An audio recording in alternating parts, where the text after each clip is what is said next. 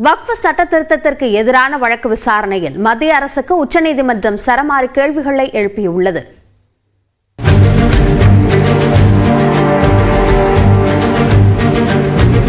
வக்ஃப் சட்ட திருத்தத்திற்கு எதிராக தொடரப்பட்ட பல்வேறு வழக்குகள் உச்சநீதிமன்ற தலைமை நீதிபதி சஞ்சீவ் கண்ணா தலைமையிலான அமர்வில் விசாரணைக்கு வந்தது.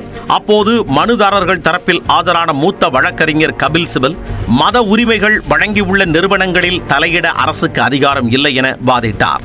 திமுக சார்பில் வாதிட்ட மூத்த வழக்கறிஞர் வில்சன் வக்ஃப் சட்ட திருத்தம் அரசியல் சாசனத்தின் 26(300A) பிரிவுகளுக்கு எதிரானது என்றார்.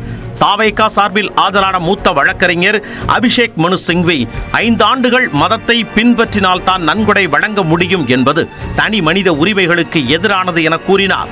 மனுதாரர்கள் வாதங்களுக்கு பதிலளித்த சொலிசிட்டர் ஜெனரல் துஷார் மேத்தா நாடாளுமன்ற கூட்டுக்குழு விரிவான கருத்து கேட்டு சட்டம் இயற்றப்பட்டதாகவும் பதிவு செய்யாத எந்த சொத்தையும் வக்ஃப் சொத்தாக பயன்படுத்த முடியாது என்றும் கூறினார்.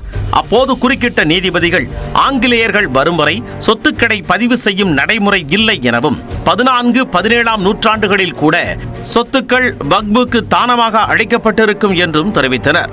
மேலும் வக்ஃப் சொத்து எது என்பதை ஆட்சியாளர்கள் முடிவு செய்வது நியாயமா எனவும் 22 உறுப்பினர்களில் 8 பேர் மட்டுமே எவ்வாறு இஸ்லாமியர்களாக இருக்க முடியும் எனவும் கேள்வி எழுப்பினர்.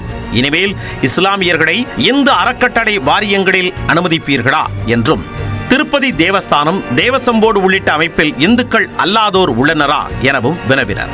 ஏற்கனவே வக்ஃப் என்று பதியப்பட்ட சொத்துக்கள் புதிய சட்டத்தின்படி செல்லாதது என்று அறிவிக்கப்படுமா எனவும் சரமாரியாக கேள்விகளை தொடுத்தனர்.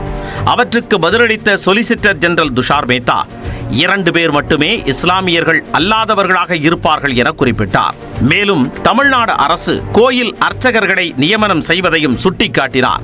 மத்திய அரசின் பதிலில் திருப்தி இல்லை என கூறிய நீதிபதிகள் மத்திய அரசு விரிவான பதிலை எழுத்துப்பூர்வ பிரமாண பத்திரமாக வழங்க நோட்டீஸ் அனுப்ப உத்தரவிட்டனர். பின்னர் மாவட்ட ஆட்சியர் சொத்துக்களை வகைப்படுத்தும் நடவடிக்கைகளை தொடரலாம், ஆனால் நடவடிக்கை மேற்கொள்ளும் விதி அமலுக்கு வராது என்று உத்தரவிட்ட நீதிபதிகள் வக்ஃப் வாரியம் மற்றும் கவுன்சிலை பொறுத்தவரை 2 அதிகாரப்பூர்வ உறுப்பினர்களை நியமிக்கலாம் எனவும் மற்ற அனைத்து உறுப்பினர்களும் இஸ்லாமியர்களாகவே இருக்க வேண்டும் எனவும் உத்தரவிட்டனர்.